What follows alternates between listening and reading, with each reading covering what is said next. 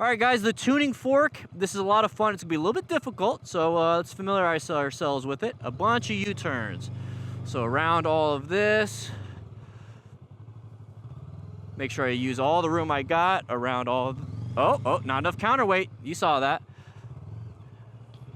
And now we're gonna exit out. So I put my foot down because I didn't use enough counterweight. I used too much handlebar turn, but not enough counterweight onto the outside. But if it's okay to put your foot down, you just can't hit a cone and you have to do the design.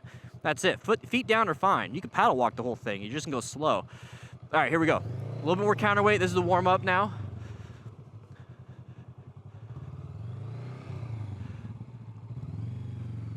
There we go. Exit out. 13.78. Let's see if we can beat that right here. Now it's for time. 3, 2, 1.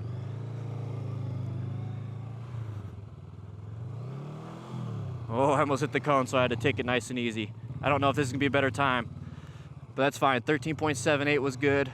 I'll take that. And that's the thing, is you take the best time out of the 3.